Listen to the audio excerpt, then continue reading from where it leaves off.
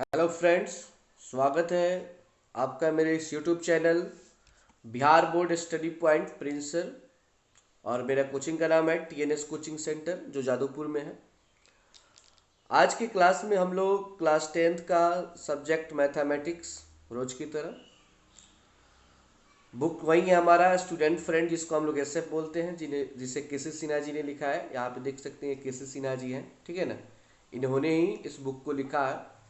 और ये आपका जो एसएफ का मैथ है उसका वो हेडिंग है, ठीक है ना। ऐसे आप लोग जो बुक रखते होंगे ऐसा ही ऊपर इसका होगा, ठीक है ना। और ये हमारा पार्ट 1 है। अब आपको थोड़ा सा यहाँ पे कंफ्यूजन ये लग रहा होगा कि पार्ट 1 मैं क्यों बोल रहा हूँ।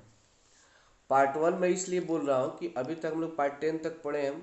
तो वो जो था वो वास्तविक संख्या रियल नंबर के लिए पार्ट 1 से लेकर पार्ट 10 तक, मतलब 1 से लेकर 10 तक था। लेकिन अब जो हम स्टार्ट करने वाले हैं वो है पार्ट 2, यानी हमारा जो अध्याय 2 अब शुरू होगा। तो अध्याय 2 यानी बहुपद, जिसको हम लोग कहते हैं पॉलिनोमियल। बहुपद को अंग्रेजी में कहा जाता है पॉलिनोमियल, ठीक है ना। तो उसको हम शुरू करेंगे और उसका वो पार्ट 1 है, ठीक है ना। तो जब भी कोई चैप्टर स्टार्ट होगा तो पार्ट 1 पार्ट 2 जिस चैप्टर को होगा उसी चैप्टर का पार्ट 1 पार्ट 2 की बात की जाएगी। फिर जब 2 पार्ट खत्म होगा 3 पार्ट की स्टार्ट होगी तो फिर वहां से शुरू हो जाएगा पार्ट 1 पार्ट 2, ठीक है ना। तो ये चीज़ आप लोग समझ जाइएगा। तो शुरू करते हैं अपना दूसरा चैप्टर। आज हम लोग 2 पार्ट यानी कि बहुपद बहुपद के बारे में जानेंगे। साथ ही साथ बहुपद क्या है, बहुपद के प्रकार, फिर इसमें कुछ फॉर्मूले हैं उनके बारे में जानेंगे। मतलब बेसिक जो बातें हैं इस चैप्टर की मेन रूप से उसको थोड़ा सा हम जानेंगे पहले। और उसको जानने के बाद हम लोग एक्सरसाइज 2.1 को सॉल्व करेंगे, ठीक है ना। समझ में आ रहा है बात। तो चलिए आगे बढ़ते हैं और चैप्टर को शुरू करते हैं। तो चैप्टर का नाम आप लोग नोट कर लेंगे, बहुपद, और अंग्रेजी में इसको कहते हैं पॉलिनोमियल, ठीक है ना। स्पेलिंग भी इसका ठीक से देख लीजिएगा। चलिए,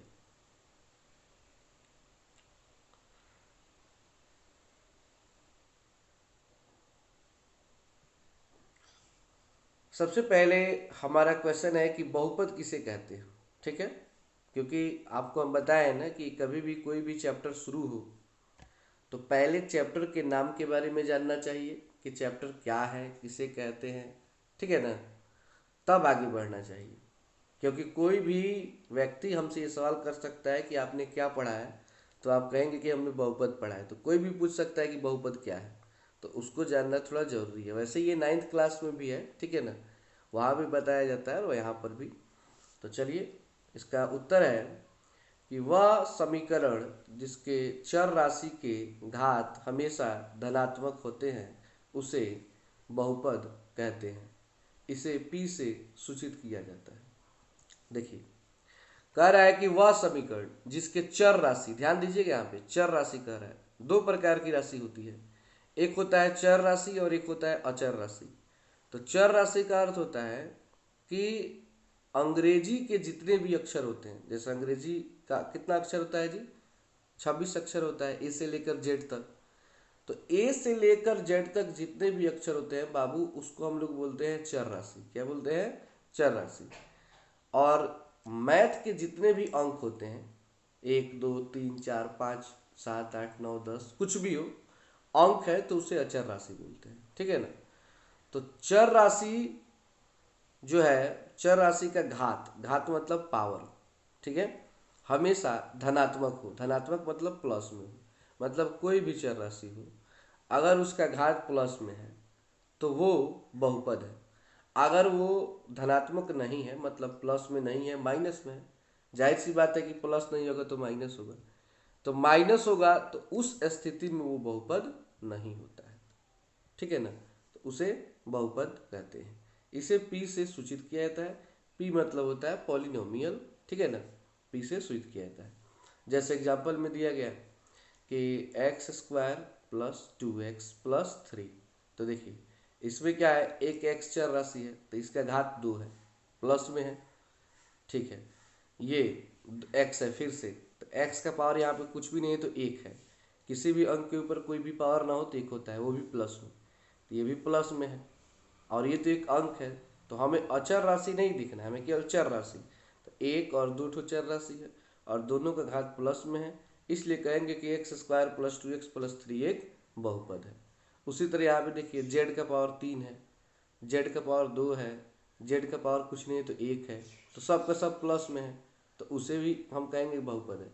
कितना लोग कंफ्यूज हो जाते हैं, सर यहाँ पे माइनस दिया है, अरे नीचे दिया है, अंक में दिया है, पावर देखना है, घात में देखना है, घात माइनस नहीं होना चाहिए, और वो भी चर राशि का, तब जाके वो बहुपद हो जाता है।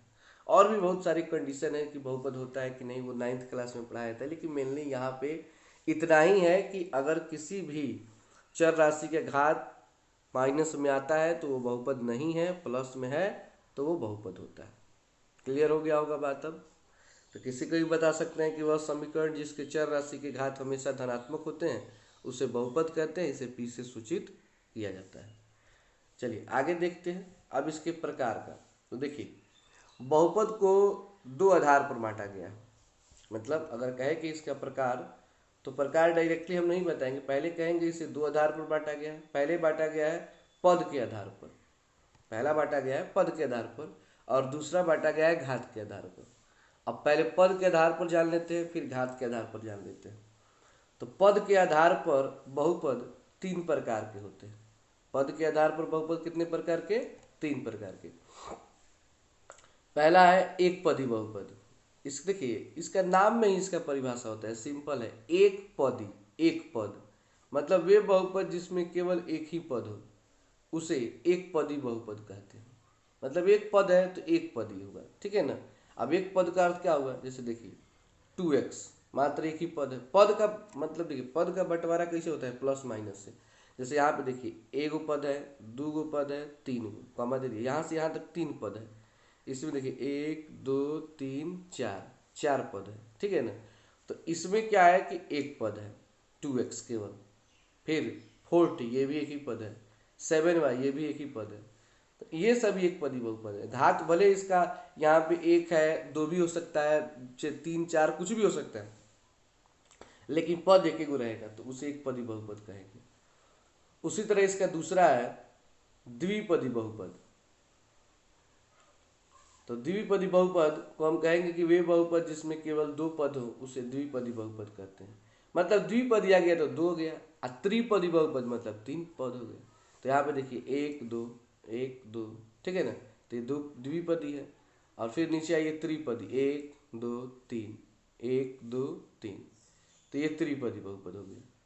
तो इस तरह हमने क्या जाना है कि पद के आधार पर बहुपद 3 प्रकार के होते हैं, एक पदी बहुपद, द्विपदी बहुपद और त्रिपदी बहुपद। एक पदी जिसमें एक पद हो, घात चाहे कितना भी हो, वो एक पदी बहुपद कहलाएगा। दूसरा द्विपदी बहुपद जिसका मतलब 2 पद हो, घात चाहे कितना भी हो, वो द्विपदी बहुपद कहलाएगा। और तीसरा त्रिपदी बहुपद, वे बहुपद जिसमें केवल 3 पद हो उसे त्रिपदी बहुपद कहते हैं। और 3 पद आपको दिखाई दे ही रहे हैं कि 1 2 3 1 2 3, ये सभी त्रिपदी बहुपद है। तो शायद आप लोग इस चीज़ को समझ पाए होंगे कि मतलब पद के आधार पर बहुपद कितने प्रकार के होते हैं। अगर आप इस चैनल पर नए हैं, मैं आपसे ये कहना चाहता हूँ कि अगर चैनल पर नए हैं तो अभी वो जो रेड वाला बटन आपको दिख रहा है सब्सक्राइब लिखा हुआ, उसको क्लिक करें, मतलब उसको सेलेक्ट करें और बेल आइकन को दबाएं। उसमें ऑल ऊपर सबसे लिखा रहता है ऑल, ALL, ऑल वाले ऑप्शन को क्लिक कर दें, ताकि जैसे ही मैं ऐसे ही अच्छे अच्छे वीडियो जब भी अपलोड करूं तो सबसे पहले नोटिफिकेशन आपको ही मिले, सबसे पहले आपके सामने ही वीडियो चला जाए। तो उसे तुरंत कर लें। और वीडियो अच्छा लगा है तो लाइक दबा दें, और अपने दोस्तों में जितने भी आपके दोस्त हैं जो 10th क्लास में पढ़ रहे हैं उन लोगों को ये शेयर कीजिए ज़्यादा से ज़्यादा, ताकि लोग सब्सक्राइब करें, देखें और मेरा थोड़ा सा मनोबल बढ़े। तो चलिए अब बढ़ते हैं घात के आधार पर, ठीक है।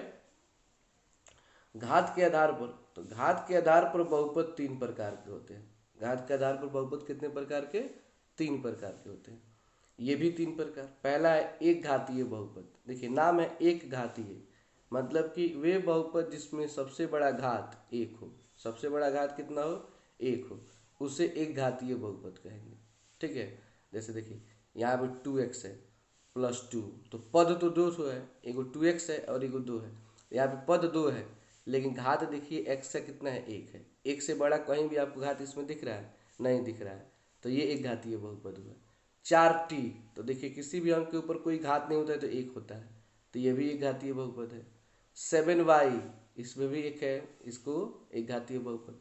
देखिए कहीं कहीं एक घातीय बहुपद को बाबू रैखिक बहुपद भी कहता है, तो उससे आप कंफ्यूज मत होइएगा। बुक में अगर आपको कहीं भी रैखिक बहुपद मिलता है तो आप समझ जाएंगे कि वहाँ पे एक घातीय बहुपद की बात की जा रही है। ठीक है ना। दूसरा है द्विघातीय बहुपद। वे बहुपद जिसमें सबसे बड़ा घात 2 हो, मतलब सबसे बड़ा घात 2 होना चाहिए, तो वो होता है द्विघातीय बहुपद। जैसे 2x का पावर 2, यहाँ पे देखिए x का पावर 2 है और यहाँ पर x का पावर 1 है। ठीक है, फिर यहाँ पे x का पावर 2 है, 1 है, मतलब सबसे बड़ा 2 है, 2 से ऊपर कोई जा ही नहीं रहा है, तो ये द्विघातीय बहुपद है। और त्रिघातीय बहुपद में क्या होता है कि वे बहुपद जिसमें सबसे बड़ा घात जो है 3 हो, उसे त्रिघातीय बहुपद कहते हैं। तो इसमें देखिए x का पावर 3, अब 3 से बड़ा कोई घात आपको मिलेंगे नहीं। आपके मन में आएगा 4 होता तो क्या होता, तो बाबू मैथ में 4 और 5 इस तरह अनंत है, खत्म नहीं होगा, इसलिए 3 तक ही रखा गया है। तो बस सिंपल भाषा में यही समझ लेना है। एक बार फिर से हम बता देते हैं कि बहुपद उसे कहते हैं जब चर राशि के घात का मान धनात्मक हो तो बहुपद होता है। बहुपद को 2 आधार पर बांटा गया है, पद के आधार पर और घात के आधार पर। पद के आधार पर एक पदी बहुपद, द्विपदी बहुपद, त्रिपदी बहुपद। जिसका एक पद हो वो एक पदी कहलाता है, जिसका 2 पद हो उसे द्विपदी कहलाता है, और जिसका 3 पद हो वो त्रिपदी बहुपद कहलाता है। घात के आधार पर 3 प्रकार के, एक घातीय बहुपद, द्विघातीय बहुपद और त्रिघातीय बहुपद। जिस बहुपद में सबसे बड़ा घात 1 हो तो एक घातीय बहुपद या रैखिक बहुपद कहते हैं। जिस बहुपद में चर राशि का सबसे बड़ा घात का मान जो 2 है वो द्विघातीय बहुपद होता है, और जिसमें चर राशि घात का सबसे बड़ा मान 3 होता है उसे त्रिघातीय बहुपद कहते हैं। तो ये तो हो गया हमारा बहुपद का प्रकार। अब आइए इस चैप्टर से संबंधित कुछ फॉर्मूले हैं, कुछ नियम है, उसको जान लेते हैं, तब जाके सवाल को बनाएंगे तो काफ़ी आसान लगेगा। यहाँ पे लिखा है कुछ महत्वपूर्ण सूत्र। कुछ महत्वपूर्ण सूत्र। एक नंबर है मूलों का योगफल, तो -b/a है। मूलों का गुणनफल c/a है। और द्विघात बहुपद निकालने का सूत्र है x² minus alpha plus beta into x plus alpha into beta equal to 0। अब आपके मन में आएगा ये सब क्या है, तो ज़्यादा टेंशन लेने का बात नहीं है। जैसे ही प्रश्नावली 2.2 शुरू होगा तो वहाँ पे पूछेगा मूलों का गुणनफल बताइए क्या होगा, तो आप कहेंगे -b/a। बस आपको इतना ही याद रखना है कि मूलों का योगफल क्या होता है, तो -b/a। अब ये b और a क्या है, तो सवाल जब बनाएंगे तो वहाँ पे क्लियर हो जाएगा। ठीक है ना। आपको याद रखना है मूलों का गुणनफल क्या होता है, तो आप कहेंगे c/a। और उसी तरह द्विघात बहुपद निकालने का सूत्र भी आपको याद होना चाहिए कि x² minus alpha plus beta into x plus alpha into beta equal to 0। तो इसे आप नोट कर लेंगे। ठीक है, नोट्स आप लोग बनाते चलिए। फेयर जो है आप लोग लाइन बाय लाइन बनाते चलिए।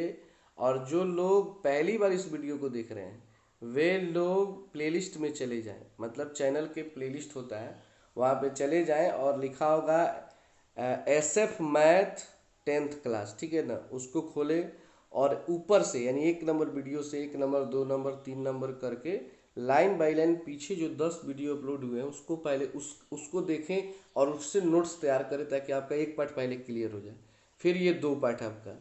आप नोट्स तैयार करते चलिए। नोट्स तैयार आप करेंगे ना तो आगे चल के आपको कंपटीशन या किसी भी एग्ज़ाम देना हो ना इस लेवल का 10th का, तो आप आराम से निकाल लेंगे। बस ये नोट्स आपके पास होना चाहिए। नोट्स नहीं बनाएंगे तो फिर बाद में चल के किसी सवाल में प्रॉब्लम होगी तो थोड़ी समस्या, इसे नोट्स बना लेना चाहिए। ठीक है ना। वैसे तो ये वीडियो हमेशा रहेगा यूट्यूब पे, जब भी कोई सवाल फंसेगा तो आप निकाल के देख सकते हैं, लेकिन आपको नोट्स बनाना चाहिए। नोट्स बनाने से अच्छा रहता है कभी भी। तो चलिए शुरू करते हैं प्रश्नावली 2.1 और इसे समाप्त करते हैं। ठीक है, उसको अच्छे से समझते हैं और ख़त्म करते हैं। फिर मैं कहना चाहूँगा कि चैनल पर अगर नए हैं तो चैनल का जो सब्सक्राइब बटन आपने अभी तक नहीं दबाया है उसे प्लीज़ दबा दें और बेल आइकन को दबा के ऑल वाला ऑप्शन पे क्लिक कर दें, लाइक कर दें अच्छा लगा है वीडियो तो, और दोस्तों में शेयर कर दें। चलिए आगे बढ़ते हैं, प्रश्नावली 2.1 को कंप्लीट करते हैं। प्रश्न नंबर 1 है, नीचे दिए गए बहुपदों के आलेख को देखकर जांच करें कि वे एक घातीय हैं या द्विघातीय, या न तो एक घातीय हैं और न द्विघातीय। मतलब पहला प्रश्न है कि नीचे कुछ ग्राफ दिए गए हैं और उस ग्राफ में आपको देखना है कि कौन कौन एक घातीय है, कौन कौन द्विघातीय है, और कौन है जो न तो एक घातीय और न द्विघातीय। तो जो एक घातीय द्विघातीय नहीं होगा तो क्या होगा, त्रिघातीय होगा। अब मान लीजिए 3 गो से अधिक कटान कटेगा तो वो उसका मतलब लिख देंगे यह न तो एक घातीय है और न ही द्विघातीय है। समझ रहे हैं बात को? देखिए एक घातीय द्विघातीय क्या है, मतलब ये ग्राफ है, ये है हमारा एक्स अक्ष, ध्यान से देखिएगा, ये एक्स अक्ष है और ये हमारा वाई अक्ष है। ठीक है, ये जो रेखा है ऐसे काट रही है, देखिए देख रहे हैं, ऐसे ही रेखा आ रही है। तो कितने जगह काट रही है, एक और यहाँ पर एक, ठीक है, काट रही है 2 बिंदु पर। तो 2 बिंदु पर काट रही है तो इसको हम लोग कहेंगे द्विघातीय। कितना घातीय कहेंगे, द्विघातीय, कि यहाँ पे काट रही है और एक यहाँ पे। तो नीचे आप लिख देंगे द्विघातीय इस फिगर को उतारने के बाद। यहाँ पे देखिए ये है हमारा एक्स अक्ष और ये हमारा वाई अक्ष, ठीक है, ये तो सब में रहेगा। ये लाइन एक खींचा हुआ है ना, एक ही जगह काट रहा है मात्र यहाँ पे, तो ये हमारा हो जाएगा एक घातीय। ठीक है ना, इसको ध्यान से रखिएगा। तो द्विघातीय, एक घातीय, इसी तरह बहुत सारे इसमें सवाल हैं, समझा देते हैं सबको हम। ये देखिए मात्र एक ही जगह ये काट रहा है, देख रहे हैं ना, तो ये भी एक घातीय होगा। ये मत देखिए, ये तो एक्स अक्ष और ये वाई अक्ष सब में रहेगा, एक जगह काट रहा है एक घातीय, ये भी एक जगह काट रहा है एक घातीय। ठीक है, ये देखिए एक और दो, दो जगह काट रहा है द्विघातीय, और ये मात्र देखिए एक ही जगह काट रहा है तो एक घातीय। तो ऐसे आप लोग बना सकते हैं, कोई दिक्कत इसमें? ठीक है, चलिए आगे बढ़ते हैं क्वेश्चन नंबर 2 पर। आप लोग इसको बना लीजिएगा। अब इसका हम तो फिगर केवल समझा दिए, एक घातीय द्विघातीय लिखना है तो आप बना ही सकते हैं। थोड़ा इसको भी आप लोग समझ लें, दिया हुआ है देखिए लाइनिंग है, 1 2 3 4 5, 5 जगह काट रहा है। तो लिखेंगे यह न तो एक घातीय और न ही द्विघातीय है। ठीक है ना, ऐसे लिखेगा, यह न तो एक घातीय और न ही द्विघातीय है। ये देखिए 1 2 3 4, इसको भी लिखेंगे यह न तो एक घातीय और न ही द्विघातीय। ठीक है, चलिए 2 नंबर क्वेश्चन समझते हैं। 2 नंबर क्वेश्चन है हमारा, नीचे के चित्रों में y बराबर px आलेख दिए गए हैं जहां px एक बहुपद है, प्रत्येक स्थिति में शून्याङ्कों की संख्या ज्ञात कीजिए। देखिए ये जो सवाल है ना, आपको एनसीईआरटी का 2.1 का एक ही क्वेश्चन दिया है उसमें मात्र, इसमें तो 3 दिया है लेकिन उसमें एक ही दिया है, तो इसी टाइप से क्वेश्चन है उसमें भी। ये बना लीजिएगा तो वो भी बन जाएगा आपका। वैसे तो एनसीईआरटी का वीडियो हम अपलोड करेंगे बाद में, लेकिन फिलहाल ऐसे फॉर्म पहले कंप्लीट कर ले बहुत जल्द। प्लान है मेरा कि 3 से 4 महीने में इसे मैं कंप्लीट कर दूं, और उसके बाद से एनसीईआरटी का मैथ और फिर भारतीय भवन, ये सबको मैं अपलोड करता रहूँ। धीरे धीरे सारे विषय अपलोड होते रहेंगे। देखिए नीचे के चित्रों में y बराबर पी एक्स है, y बराबर पी एक्स का अर्थ हुआ ना कि आपको x पर, देखिए इधर क्या है उससे मतलब नहीं है, इधर क्या है पी एक्स, बहुपद किसके साथ है तो x के साथ है। तो x वाला रेखा पर देखेंगे कि कितना बार कटा हुआ है, तो वो शून्यकों की संख्या हो जाएगी। शून्यकों की संख्या पूछ रहा है। अगर मान लीजिए यहाँ पे लिखा रहता है x और यहाँ पे लिखा रहता है y, तो y पर देखते हैं। ठीक है ना, जैसे देखिए यहाँ पे x है, तो ये रेखा यहाँ पे एक बार काट रही है, ये रेखा यहाँ पर एक बार काट रही है, 2 बार y पर भी काट रही है, लेकिन y को हमें नहीं देखना है, केवल हमें x को देखना है, 1 और 2 ऐसे लाइन पे केवल देखना है। तो लिखेंगे शून्यकों की संख्या बराबर 2, शून्यांकों की संख्या बराबर 2 या शून्यकों की संख्या बराबर 2। यहाँ पे आइए 2 नंबर में 1 2 3, ये नहीं देखना आपको y वाला, बस नीचे ये लाइन पे ये देखना है। तो ये हो गया हमारा शून्यकों की संख्या बराबर 3। इसी तरह आप लोग देखिए एक जगह कट रहा है तो शून्यकों की संख्या बराबर 1, यहाँ पे एक ही जगह कट रहा है, शून्यकों की संख्या बराबर 1। फिर यहाँ पे देखिए 1 और 2 जगह कट रहा है तो शून्यकों की संख्या बराबर 2, यहाँ पर 1 जगह कट रहा है तो शून्यकों की संख्या बराबर 1। ऐसे ही करके आप सारी क्वेश्चन सॉल्व कर सकते हैं। बिल्कुल उसी तरह क्वेश्चन नंबर 3 भी है। तो 3 नंबर सवाल में भी वही बात पूछ रहे हैं, शून्यकों की संख्या बताइए। तो शून्यकों की संख्या का अर्थ है कि मतलब कितना बार x को काट रहा है। तो देखिए यहाँ एक भी बार x को नहीं काटा है, y को काटा है, x तक ये पहुँचा ही नहीं है। तो लिखेंगे शून्यकों की संख्या बराबर 0। ये देखिए 1 2 जगह काट रहा है तो शून्यकों की संख्या बराबर 2।